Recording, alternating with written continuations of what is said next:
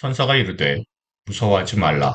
보라, 내가 온 백성에게 미칠 큰 기쁨의 좋은 소식을 너희에게 전하노라.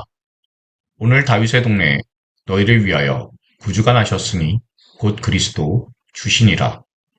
너희가 가서 강보에 쌓여 구유에 뉘어 있는 하기를 보리니 이것이 너희에게 표적이니라 하더니 호련히 수많은 천군이 그 천사와 함께 하나님을 찬송하여 이르되 지극히 높은 곳에서는 하나님께 영광이요 땅에서는 하나님이 기뻐하신 사람들 중에 평화로다 하니라.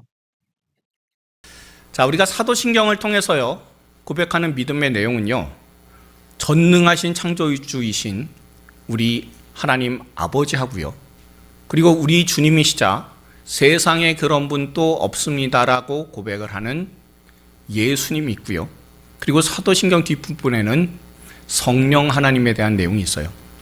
다시 말하면 성부, 성자, 성령의 삼위일체에 하나님에 대한 고백이 없으면 그건 올바른 신앙이 아니다라는 뜻입니다. 삼위일체 하나님에 대해서 우리 신앙에서 내용이 빠지게 되면요, 그거는 그냥 종교 생활이다 라고 생각하시면 돼요. 세상 사람들은 우리가 교회 다니는 것에 대해서 기독교 중에 개신교에 속해서 종교 활동한다 라고 생각해요. 근데 저와 여러분들이 꼭 기억하시고 고백해야 되는 것이 있다면 우리는요, 절대로 종교 생활하는 게 아니다라는 겁니다. 여러분, 세상에 말하는 종교하고요, 우리가 말하는 믿음하고는 무슨 차이가 있습니까? 그냥 세상에서 설문조사를 할 때 종교란이 있으면 거기다가 기독교 혹은 개신교라고 쓰는 것, 그것이 바로 종교 생활을 한다는 그런 의미입니까? 종교와 믿음에 대해서요, 무슨 차이가 있는지 우리가 잘 모를 때가 많아요. 그런데 종교하고요, 우리가 가진 믿음하고요, 목표가 무엇인지 분명히 알면 뭐가 종교고 뭐가 믿음인지 분명히 알게 됩니다. 세상이 말하는 종교의 목표가 뭡니까? 종교라는 것에 대해서 목표가 분명히 있을 텐데 그 목표가 뭡니까? 내 마음의 평화거나 아니면 내 만족, 내 행복, 내 성공이잖아요. 다시 말하면 교회 다니는 이유가 나 하나 행복하고 나 잘 살고 그리고 나 성공하자는 거 아니냐라는 게 세상 사람들이 말하는 종교예요. 다시 말하면 내가 중심이 되는 게 종교입니다. 절대로 내가 섬기는 신이 중심이 되지 않아요. 근데 생각해 보십시오. 나는 이 땅에서 영원히 살지 않잖아요. 언젠가 죽잖아요. 그러니 나 하나 잘 살고 나 하나 행복하자, 내 마음 편안하고 내 몸 건강하게 살자라는 것은요, 이 땅에서만 가능해요. 그러니 이 땅에서 잘 살기 위해서 삶을 낭비하지 말고 열심히 살자고, 다른 사람들에게 폐 끼치지 말고 나쁜 짓 하지 말고 착하게 살자고, 마음에 있는 욕심들은 다 그냥 정돈하고 편안하게 살자라는 내 열심이 강조가 되는 게 종교입니다. 이 땅에 많은 종교들도요, 천국이나 지옥에 대해서 이야기를 해요. 근데 늘 말하는 것은요, 지금 내가 착하게 살면 하늘이 도와서 천국에 갈 수 있을 거다라고 얘기합니다. 그런데 제가 자주 말씀을 드리지만 천국에 가기 위해서, 세상 사람들이 말하는 그 천국에 가기 위해서 착한 일을 100번 해야 되는지 아니면 착한 일을 100만 번 해야 되는지 세상은요, 그리고 세상의 종교는 속 시원하게 알려주질 않아요. 그리고 이 부분에 대해서 대답은 늘 뭡니까? 착한 일을 많이 하되 양심에 가책되는 일이 없으면 천국 간다라는 것이 세상 사람들이 이야기를 하는 거잖아요. 그러면 한번 생각해 보십시오. 착한 일을 많이 했으면서 양심에 전혀 가책되는 일을 한 번도 안 한 사람이 세상에 있겠습니까? 게다가 전에 말씀드린 것처럼요, 착한 일을 세상에서 살면서 많이 하려면요, 세 가지 필요해요. 첫 번째 뭡니까? 돈이에요. 돈이 많아서 다른 사람들한테 필요한 것들을 마음껏 사줄 수 있으면 되잖아요. 돈이 얼마 없는 사람은요, 배고픈 사람에게 식사 한 끼 사주는 것도 버거울 겁니다. 근데 돈이 많은 사람은요, 어떤 사람들이 죽을 병에 들었을 때 그때 자기의 모든 돈을 많이 들여서, 그래서 그 사람 살아날 때까지 약을 또한 병원비를 공급해 줄 수 있는 사람이 있을 거예요. 그러면 이 둘 중에서 식사 대접한 사람하고 병든 사람에게 약과 입원비 주는 사람하고 누가 착한 일을 더 많이 했습니까? 후자잖아요. 그러니까 돈이 많으면 많을수록요, 착한 일 하기가 훨씬 쉬워져요. 그리고 또한 두 번째로는 시간이 많아야 돼요. 저나 여러분처럼 돈 버느라 일상이 바쁘거나 혹은 바빴었던 사람은 착한 일 하기가 쉽지 않잖아요. 그러나 돈이 있어서 시간이 넉넉한 사람들은요, 다양한 봉사활동을 할 수 있잖아요. 겨우 한두 시간 내서 어르신 돕는 것보다 집에 금전적이고 시간적인 여유가 많은 사람들은 매일 봉사활동 다닐 수 있잖아요. 그러니까 절대적으로 착한 일을 할 수 있는 시간 많은 사람이 유리해요. 그래서 시간 많은 사람이 천국 가기가 훨씬 더 쉽습니다. 생각해 보십시오. 착한 일, 선행한 그런 시간이 이 땅에서 100시간인 사람하고요, 10,000시간인 사람하고 누가 천국에 가겠습니까? 100배 차이 나는데요, 당연히 10,000시간 한 사람이 천국 가지 않겠습니까? 또한 셋째로는 건강해야 돼요. 건강하지 않으면 천국 가기 힘들어요. 왜요? 자기가 돈도 있고 시간도 있다고 생각해 보십시오. 근데 매일같이 병석에 누워 있어요. 혹은 착한 일을 하고는 싶은데 머리나 무릎이 아프다고 하면요, 착한 일 하기도 너무 힘들어요. 신체 튼튼하고 정신도 건강해야 다른 사람들 위해서 착한 일을 많이 하는 게 가능해요. 게다가 착한 일 할 때도요, 요령이 있어야 돼요. 요령이 있어서 착한 일을 많이 효율적으로 하는 사람이 천국 가는 거예요. 예전에 서울에서 부목사로 있을 때 서울역의 노숙자들을 위한 무료 급식소에 가서 잠깐 봉사한 적이 있습니다. 그러니까 목사님들끼리 이렇게 순번이 있어요. 순번이 돌아와서 제가 그때 갔었습니다. 처음 갔어요. 그런데 저만 처음 갔고 나머지 분들은 대부분이 여러 번 오셨던 집사님, 권사님들이신 거예요. 그러면 처음 간 저보다 그분들이 뭘 할지 잘 알잖아요. 그러니까 가자마자 빠르게 일을 해요. 근데 저는 처음에 뭘 할지 모르다가 허둥댔습니다. 그러다가 깍두기만 늘 무 나르고, 그리고 무 열심히 씻다가 그냥 왔어요. 그리고 목사라고 거기 가 있으니까 식사 시간에 씻기도 하다 왔습니다. 눈치가 빠르고 일머리가 좋으신 분들은요, 일을 많이 하셨어요. 근데 저는 김장할 때도 집에서 잘 안 돕는 사람입니다. 그러니까 생소한 일에 그냥 얼타다 왔어요. 그러면 일머리가 있는 것을 건강한 것으로 치면 저는 정신적으로 봤을 때 굉장히 병약한 사람이에요.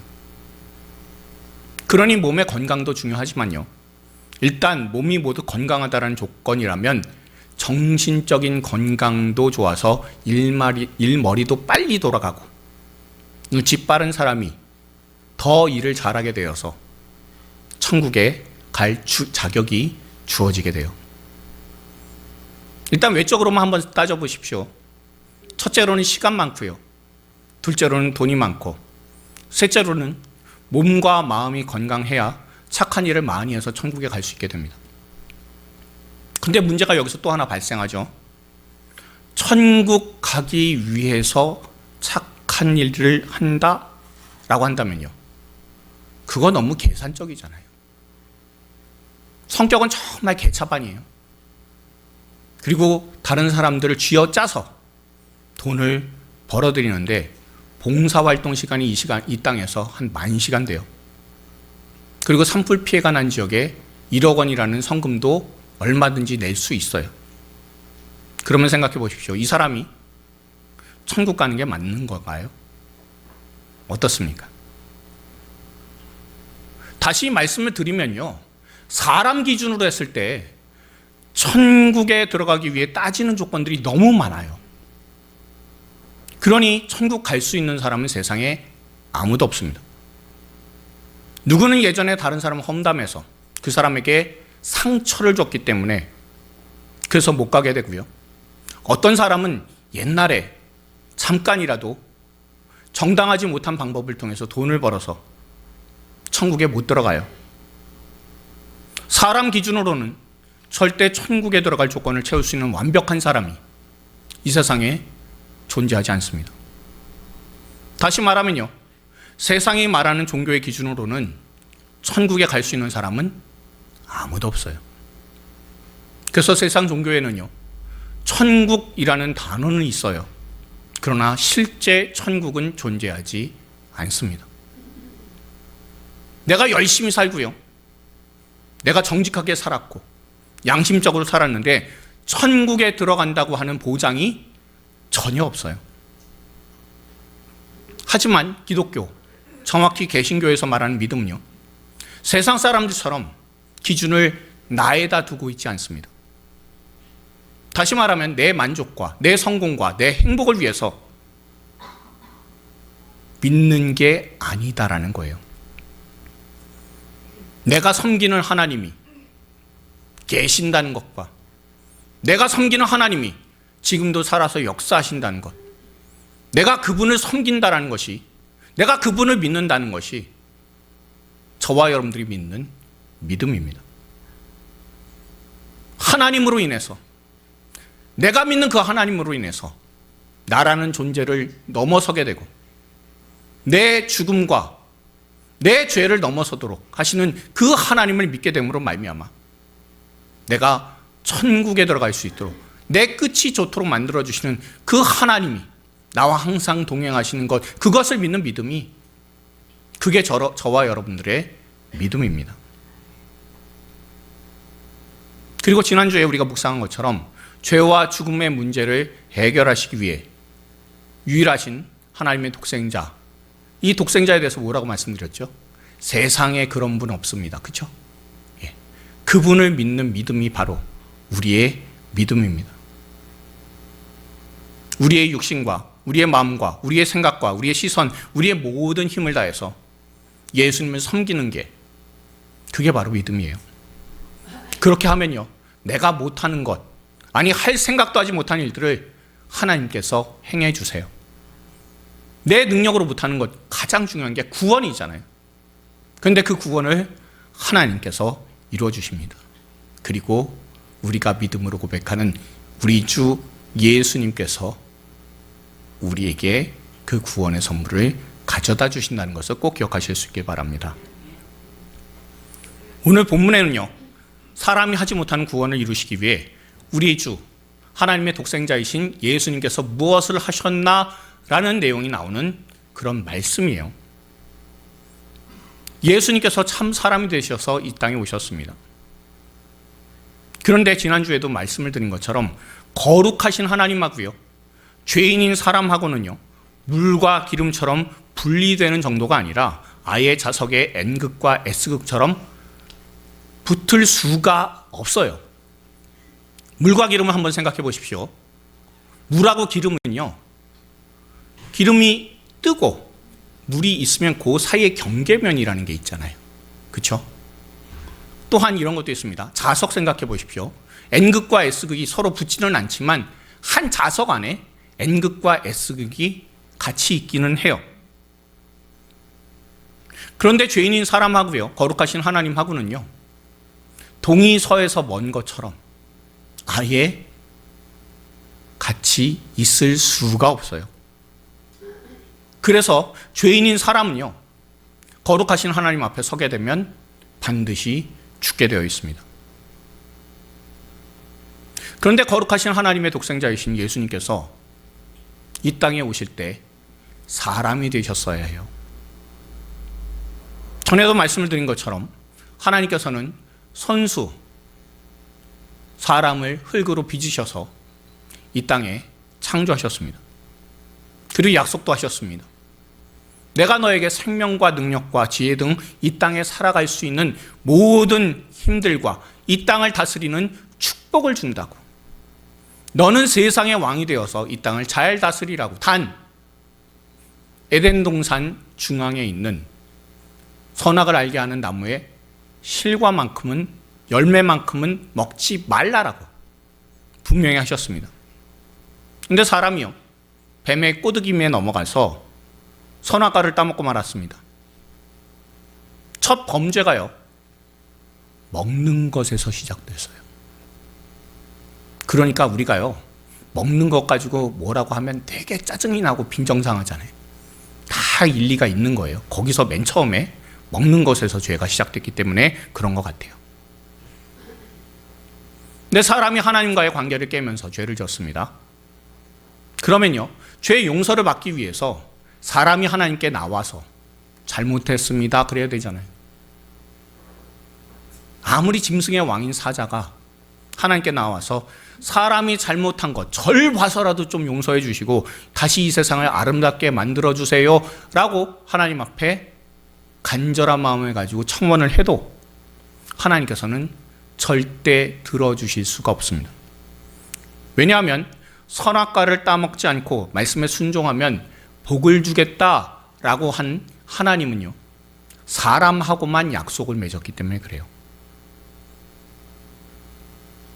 그래서 죄인인 사람은요, 하나님 앞에 나아가면 죽게 되어 있습니다. 그냥 나가면 죽어요. 그래서 하나님 앞에 나아가려면 사람 대신에 죽어줄 다른 생명이 필요해요. 희생제물이 필요합니다. 희생제물에 피가 있어야만 사람은 하나님 앞에 설 수 있게 돼요. 그렇지 않으면 사람은 반드시 죽임을 당하게 됩니다.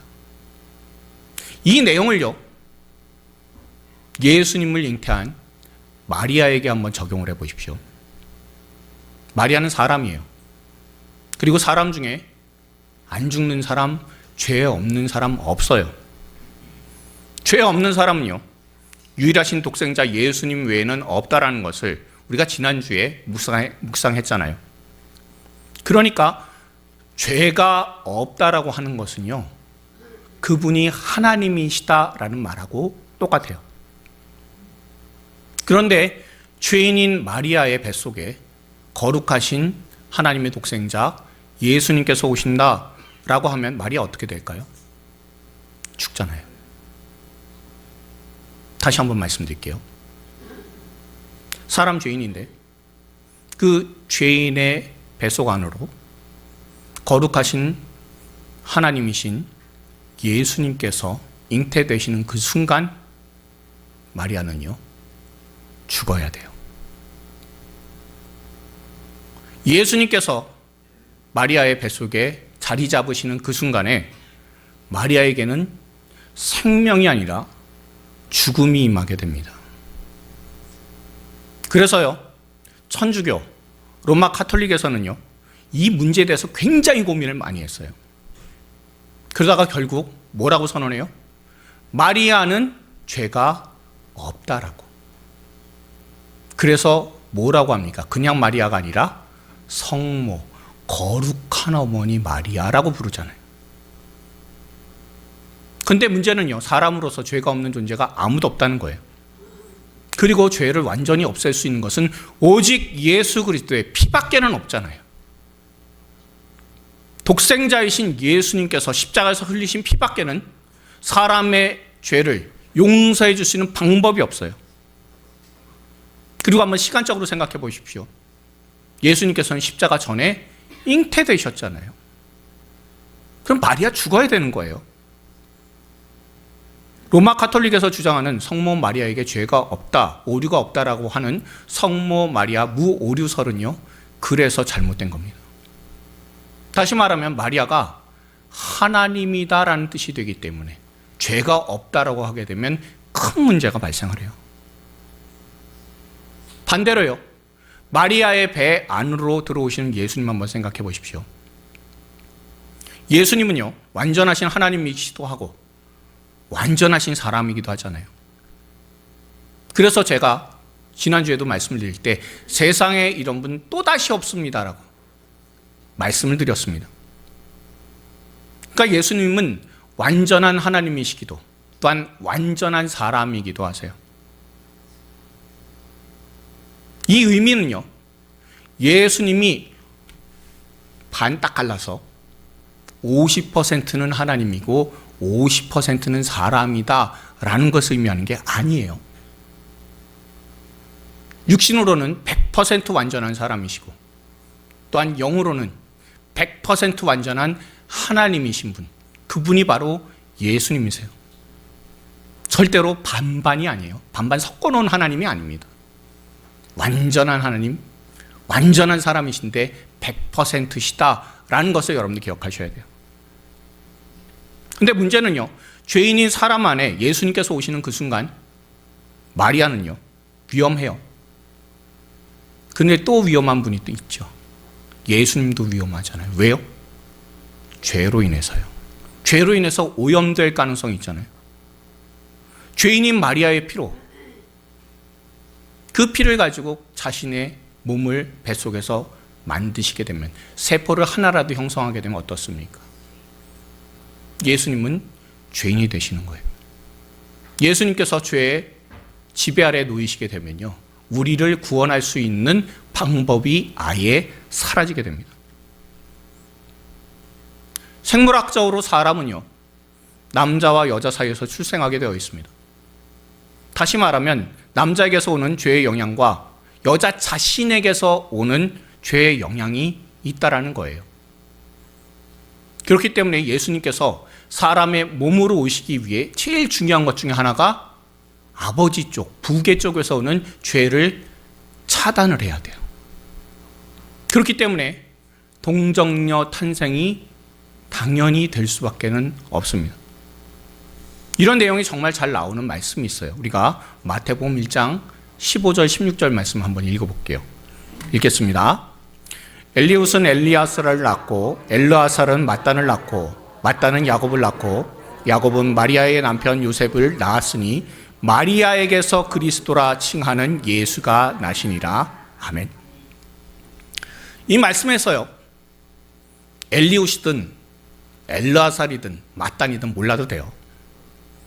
근데 딱 두 가지, 이 말씀 전체적으로 따지면 마태복음 1장 1절부터 18절까지의 말씀에서 가장 중요한 내용이 뭐냐 하면 두 가지가 있는데, 하나는요, 이 족보가 아브라함에게서 시작이 됐다라는 것 하고요, 그리고 여기에 나오는 이 말씀처럼 마리아에게서 그리스도라 칭하는 예수가 나시니라 라는 말씀이에요. 이 말씀에서는 요셉에게서 예수님이 태어난 게 아니다라는 거잖아요. 누구를 낳고 이렇게 한 건 족보예요. 근데 그 족보 가운데서 오시기는 했지만 예수님이 육신의 아버지 부계 쪽에서 오는 죄를 타고나지는 않으셨다라고. 그래서 마리아에게 그리스도라 칭하는 예수가 나오셨다라고. 그렇게 동정녀 탄생을 분명히 알려주고 있습니다. 동정녀 탄생으로 육신의 아버지 쪽에서 오는 죄의 영향력을 하나님께서 차단해 주셨다라는 뜻이에요. 자, 육신의 아버지 쪽에서는 차단됐어요. 그러면 이제 어머니 쪽에서 오는 죄를 차단을 해야 되잖아요. 그리고 이 죄 문제가 해결이 되지 않으면 조금 전에도 말씀드린 것처럼 마리아의 목숨도 대단히 위험해요. 그리고 예수님의 목숨도 위험하게 됩니다. 근데 이 문제를 해결한 말씀이 하나 나오는데, 우리가 누가복음 1장 35절의 말씀 한번 읽어보도록 할게요. 읽습니다. 천사가 대답하여 이르되 성령이 내게 임하시고 지극히 높으신 이의 능력이 너를 덮으시리니 이러므로 나실 바 거룩한 이는 하나님의 아들이라 일컬어지리라. 아멘. 성령께서 임하셔서요, 마리아가 처녀로서 무사히 예수님을 잉태할 수 있도록 도우시고, 세상을 창조하신 하나님 아버지의 능력으로 예수님께서 마리아의 뱃속에 계시는 10달 동안 죄의 영향력에서 마리아와 예수님을 다 덮어서 지켜주신다라고 분명히 우리에게 알려주고 있습니다. 정리하면요, 예수님의 부계의 핏줄을 통해서 아버지 쪽에서 오는 죄는 동정녀 잉태라는 방법을 통해서 막으셨고요, 예수님의 목의 핏줄에서 오는 죄는 성령께서 막으셨다라는 겁니다. 그래서 이 말씀에 대해서요, 오늘 우리가 늘 예배 때마다 묵상하는 사도신경 말씀처럼 성령으로 잉태되어 동정녀 마리아에게서 나시고라고 고백하는 겁니다. 이 내용이 우리가 예수님에 대해서 고백하는 정말 중요한 내용이에요. 그리고 또한 이 고백은요, 예수님께서 하나님이시고 사람의 몸으로 오셨다라는 것을 넘어서 죄인인 사람과는 전혀 다른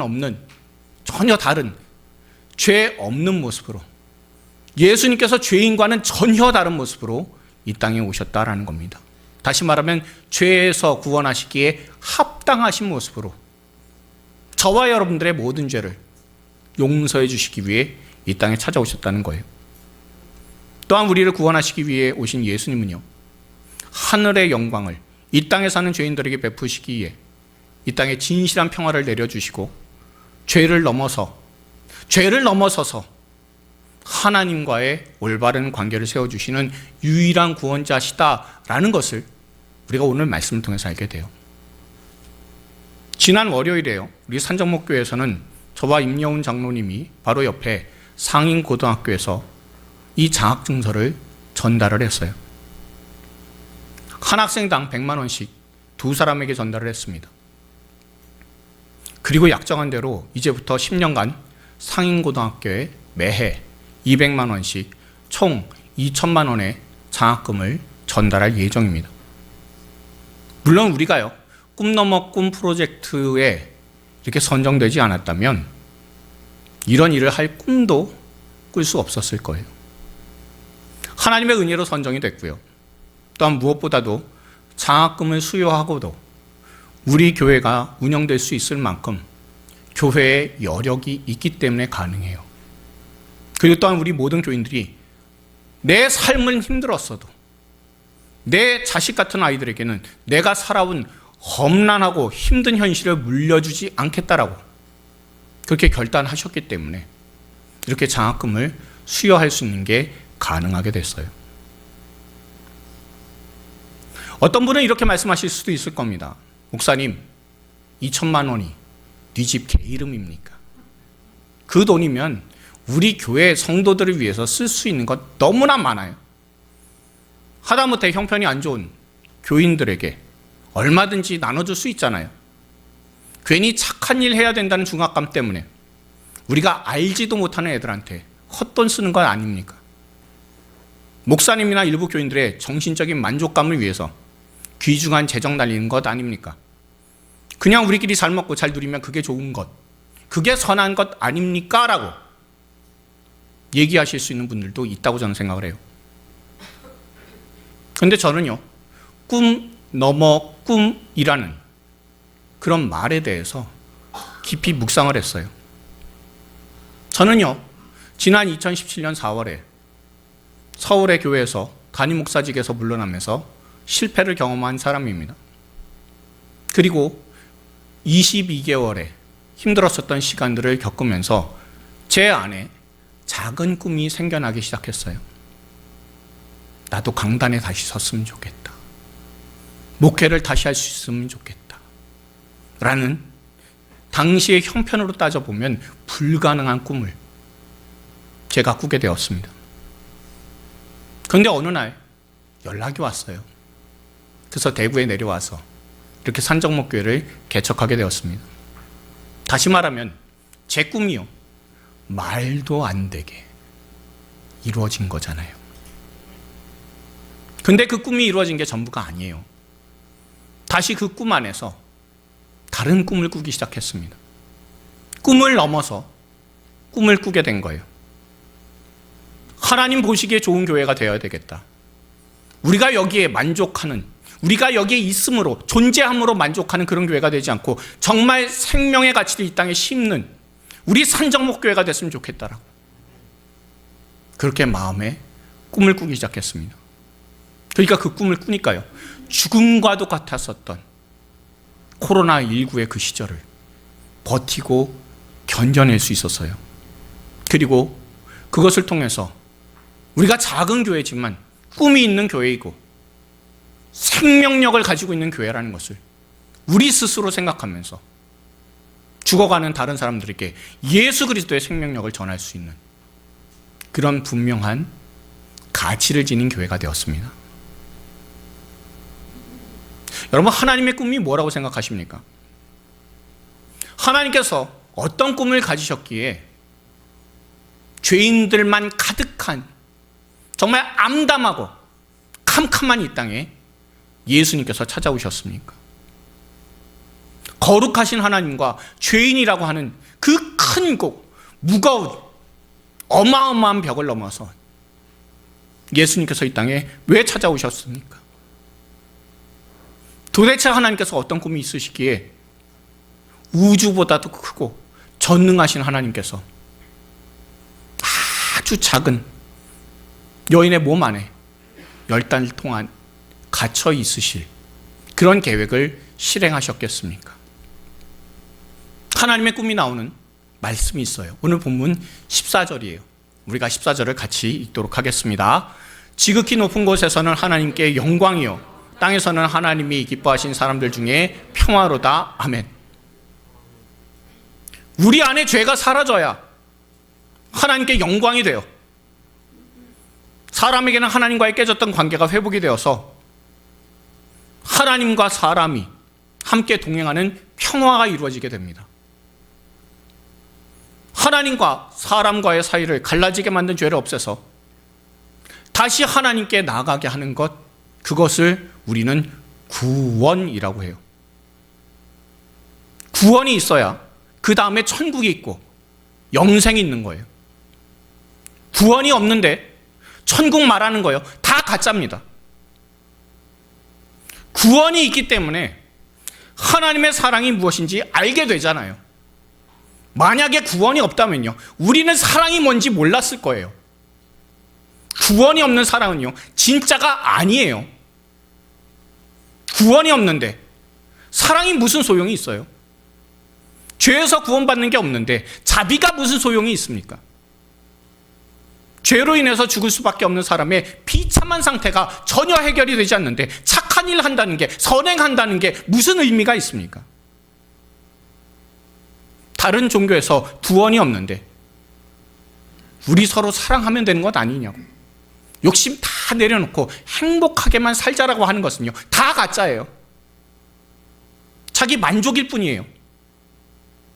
그러나 우리 주 예수님께서는요, 우리를 죽음으로 끌고 가는 죄 문제를 해결하시기 위해 이 땅에 사람의 몸이라는 한계 속으로 들어오셨고요, 동정녀 탄생이라고 하는 정말 이해할 수도 없고 복잡한 방법으로 이 세상에 없는 방식으로 이 땅에 찾아와 주셨습니다. 그리고 십자가에서 보혈을 흘려주셔서 자기 자신을 우리에게 주심으로 우리가 구원을 받아서 천국과 영생이라고 하는 소중한 꿈을 꿀 수 있도록 예수님께서는 우리에게 찾아와 주셨습니다. 하나님께서는 죄와 사망, 그리고 모든 불합리와 불법 등 모든 것을 넘어서 오직 구원이라고 하는 분명한 목표를 이루기 위해 하나님께 영광이 되고 사람에게는 기쁨이 되고 평화가 될 수 있도록 주님께서는 우리를 찾아와 주셨습니다. 그리고 이렇게 찾아오셨다는 것에 대해 사도신경은 우리에게 예수님께서 성령으로 잉태되셨고 동정녀 마리아에게서 탄생하셨다고 우리에게 분명히 알려주고 있습니다. 그러니 저와 여러분들 모두가요, 예수님 믿는 사람들이잖아요. 그러니 예수님처럼 우리도 꿈을 꿀 수 있는, 우리 모두가 내 감정과 내 생각과 내 계획과 내 꿈에만 갇히지 말고 나 자신보다 더 큰 일을 할 수 있는, 다시 말하면 하나님의 구원 사역에 동참할 수 있는, 사람들의 생명을 살리는 일에 내 생명을 쓸 수 있는 저와 여러분들이 다 되기를 소망합니다. 여러분들은 무슨 꿈을 가지고 이 자리에 나오셨습니까? 그리고 어떤 꿈을 꾸십니까?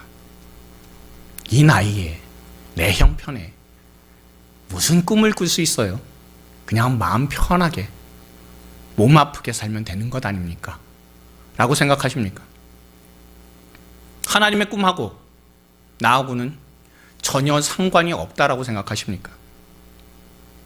저는요, 우리 교회 성도님들 모두가요, 나보다 날 더 사랑하신 예수님께서 그 죄를 용서해 주시고 구원케 하시는 그런 꿈을 위해서 이 땅에 찾아오신 것처럼 죄를 넘어서 이 땅에 우리를 향해 오신 것처럼 우리도 나 자신의 개인의 꿈을 넘어서 꿈을 꿀 수 있는 저와 여러분들이 다 되기를 바랍니다.